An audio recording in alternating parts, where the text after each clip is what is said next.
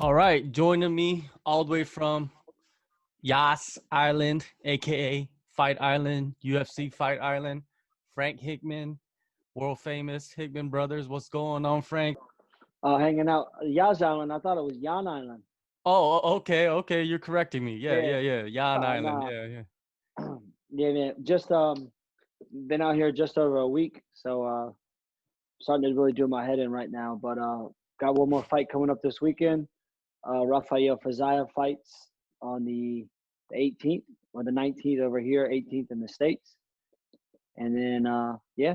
Other than that, man, it's been good. It's been great. It's been well organized, really run well. A lot of tests, the safe zone. Um, it's all business right now with everything going on. It's a bit different, but it's definitely put a lot of thought and a lot of effort's gone into it. And so far, man, it's been outstanding. Has there been a different vibe during fight week for you? You know, because you've been to so many fight weeks now all over the world. Is it different for you over there, where because there's so much testing and so much isolation going on? Yeah, it is a bit different. It's actually really different. You know, if the fight camp was in Auckland, New Zealand, we'd be teaching classes and down to business. If it was in Las Vegas, like it was for the past two times, or Melbourne, we'd be out and about in the city, cutting about, going here, going there, getting our workouts in, but wouldn't just be sitting in the hotel. And this whole time we've just been laying low in the hotel and just relaxing. And there's people coming in quarantining, and you're going down to get tests. You're waking up early in the morning to adjust to the time. So there's a lot of variables going into it, but for the most part, it's been good. I got no complaints so far. It was a great weekend for the boys. Plan on having another W this weekend with Rafael. I'm excited for him. So, and then I'm probably gonna end up staying longer than I should because there's not a lot of flights going back to Thailand right now. So, I guess you got to be on the same schedule that they want you to be on. So Yeah, speaking of the sleep patterns, you know, you gotta change it up a little bit, especially for you. You're coming from Asia. Volkanovski, you know, he's coming from Australia, which is a little bit different compared to, you know, the people coming from Vegas. They don't have to change anything. They basically keep the same sleep schedule, right? But even them, they're kind of messed up, they say, when they get there because they're sleeping during the day and they're up all night, or they're at least trying to. With Volkanovski, you know, he said that the night before the fights, not even less than 12 hours, he was woken up by USADA, man. Like, what was yeah. going on with that? Um, now the night before the fight, I was with Ash and Huge. We were in the room just chatting shit, and Ash and I walked out, and there was a guy standing in front of Alex's door, and I kind of just said, "Hey, what's going on, brother?" And he was like, "Oh yeah," and then Ash said, "Oh, you all right? You need something?" He's like, "Oh no, I'm good." And then Ash was like, well, "What are you doing, mate?" And then Joe came out, and then Joe was just abusing him. Joe was just full feeding him, as he should have. I think Alex was already asleep for a good 2 hours and some change, and this guy just rocks up and just standing out front of his door. And then he couldn't even piss for a bit. So then he's up and his mind's racing. He's trying to take a piss. It's not working. And I think he was just real irritated about the whole situation and how it was kind of handled. Um, yeah, so when I walked out and I saw that guy in the hallway and I realized where he was from, I was like, man, that's a bit unforgiving. Night before, the biggest fight of your life, and you're trying to get my man to piss in a cup for an hour and a half, and it just ain't working. So, I think it could have been handled a bit different, come earlier in the day, but is what it is. Water under the bridge. Looking back at it now, hindsight 2020, wasn't the smartest move, but we were able to get the job done for what we came for. All right. Well, before we get into the fight and, you know, all the so-called controversy surrounding it, I wanted to talk about what's on the island, man. Like, I know that there's like a racetrack and there's a golf course and of course there's a beach, but is there anything else except for the hotel too? There's a couple of different hotels.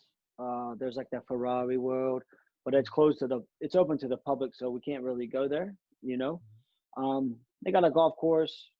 They got the beach. Man, it's unbelievably hot, and the salt water is, you can't even open your eyes really because it's like full. It's that salty. It's that hot. You got the racetrack, at the hotel, man, and that's the extent of it. You know, if you play golf, you can go play golf. I know some people are getting up at 6 a.m. tee times.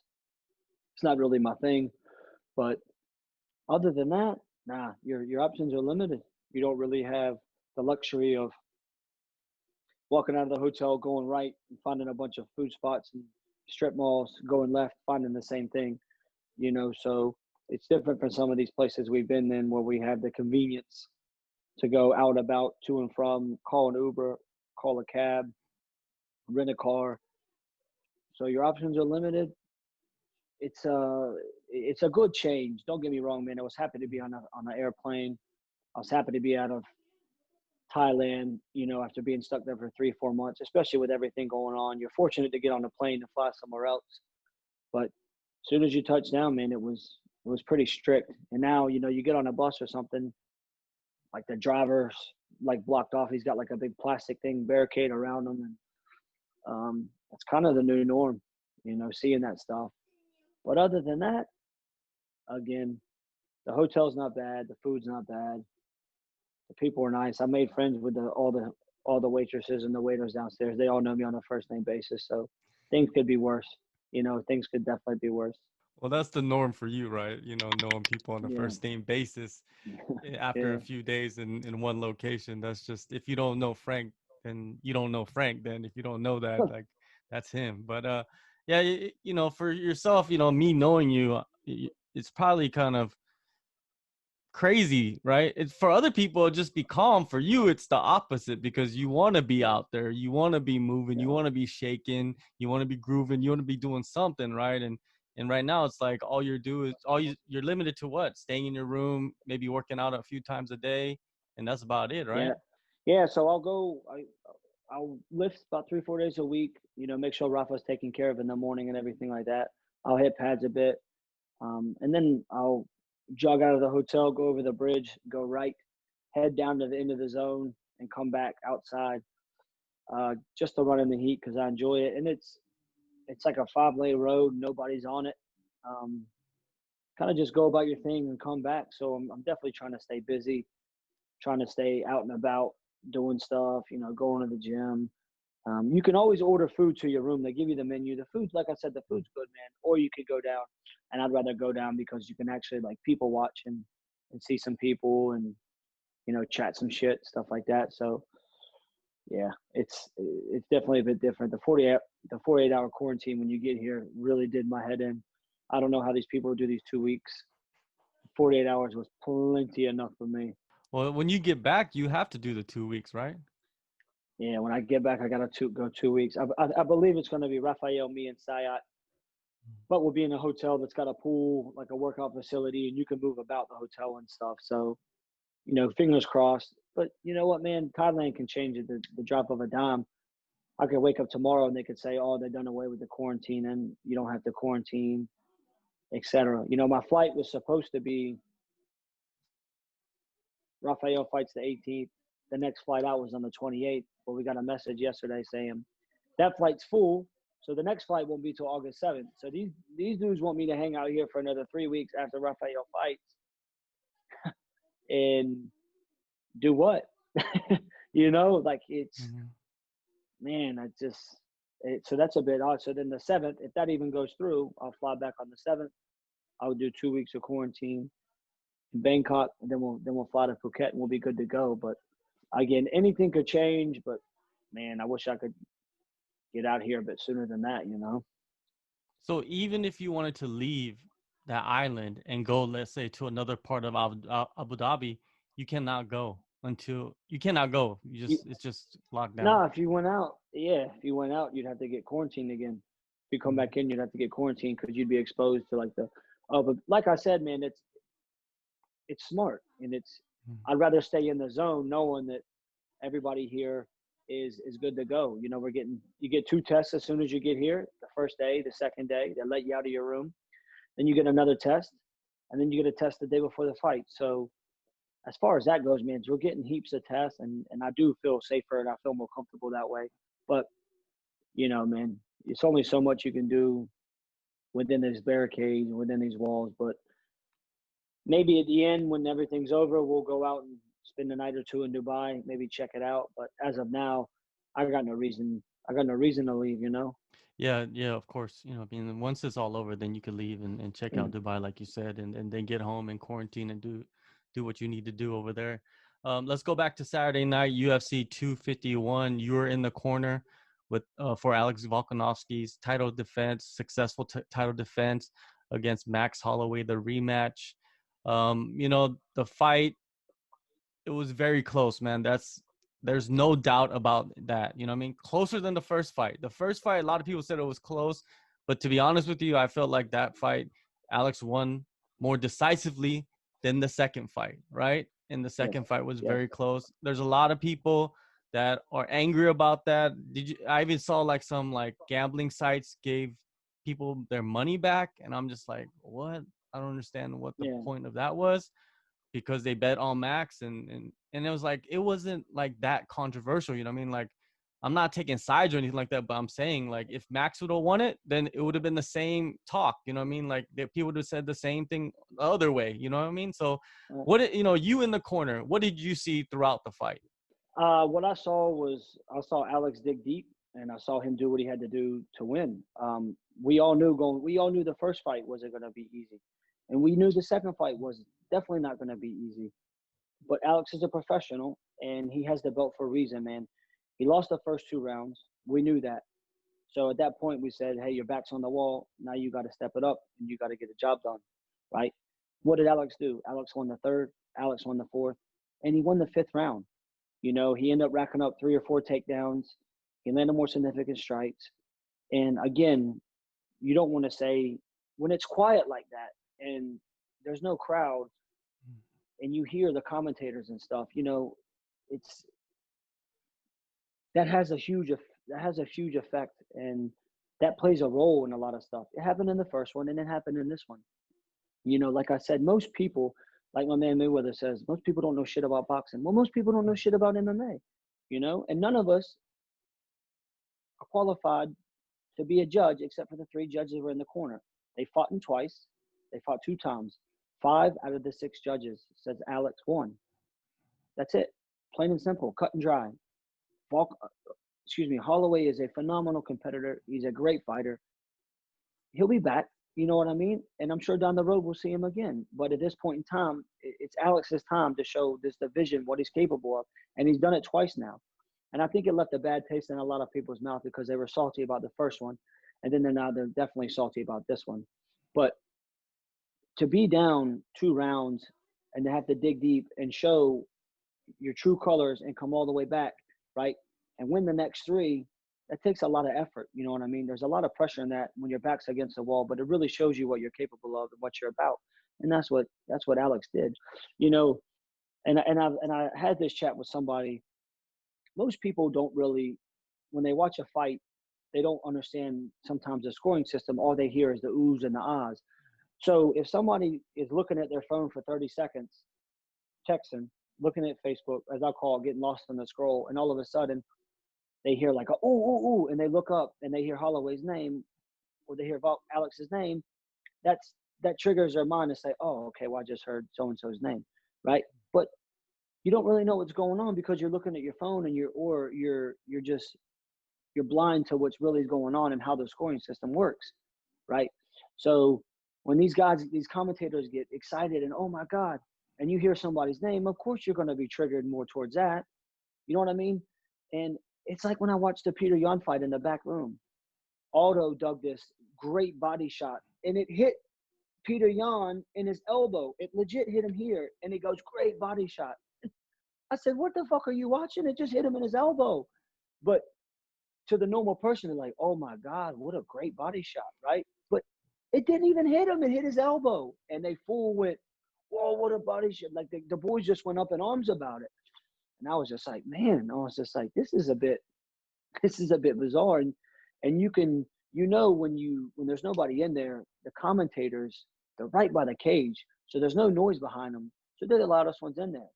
I know you watched when Poirier fought Dan. That second round when they were full going at each other, it's like Bisping was going to jump out of his seat. I mean, they were just like, oh my God, this is what we're getting our money's worth.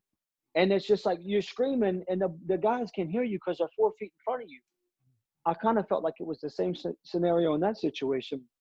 Like, of course, what they're going to say is going to be, is going to have some sort of effect, because to the normal person watching, you know, they're just going to go off what the commentators say. But again, it comes down to the numbers and it comes down to the stats.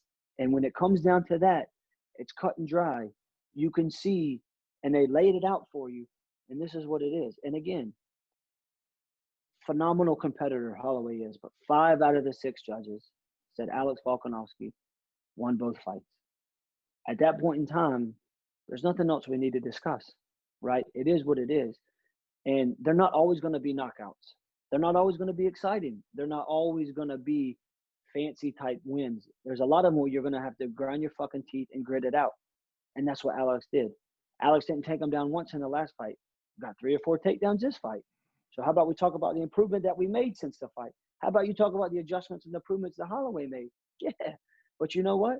He made his adjustments, and we had to make our adjustments midway through the fight. So hats off to the coach's corner, not me, but hats off to Joe Lopez, a.k.a. Uncle Joe, Big Huge, and the Quake, Brad Riddell. Hats off to them for making the adjustments and what they had to make halfway through the fight. And again, it's just, at this point in time, they're just shitting on him and just trash.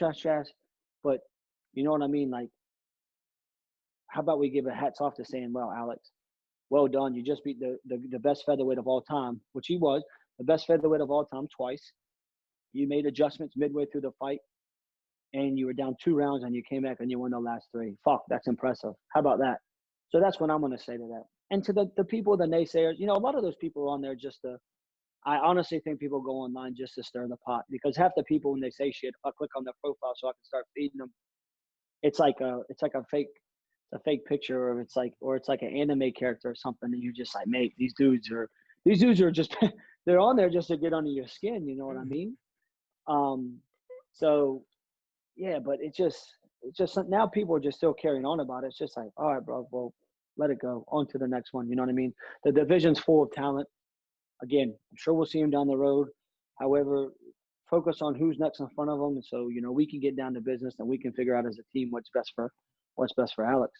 Going back to what you said about people shitting on him right now, like Yeah, hard, right? And a lot of the people are from Australia. There are a lot of people yeah, from the New Zealand, Anzacs. and Yeah, you yourself, you have embraced those countries. You know what I mean? And they have embraced you. And to see something like that, and you're so close with, to Alex. You're one of his close training partners, coaches him, and you coach a lot of and train with a lot of the other guys that come out of that region. How does that feel, man? Like, at the end of the day, if you want to get support, you got to get support from your region where you're from. And if you're not yeah. getting that, like, what's wrong with, what's going on right now with Eh, that? if you can't get support from, if Alex can't get support from Australians or from New Zealand, the Kiwis, the Anzacs, then something's wrong, man. It's like they talked about before about the tall poppy syndrome. As soon as you see somebody doing good, you want to pull them down, and and some of the people just sounded like irate.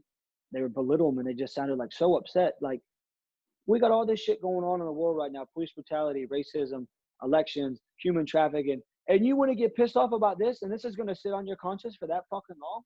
You know what I mean? Worry about something else. How about you say what you got to say, then a couple of days later, hey, awesome, hats off to you, well done, thank you. Australia still has a champ. Thank you. The Anzacs still have another champ. They got 1 out of 2, and more on the rise. And MMA and the Anzac and Australia, New Zealand is on the come up, and it's better than it's ever been, and it's only getting better. Awesome. Who do we have next in the pipeline that can, help put us on the map even more? You know what I mean?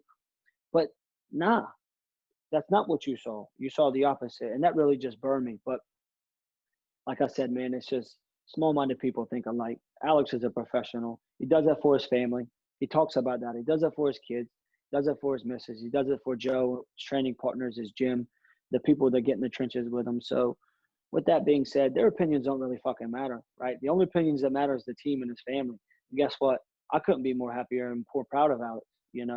So for him not to beat him once but beat him twice, man, it's the beginning of a great journey. You know what I mean? It's the beginning of something special, and I'm blessed to be a part of it.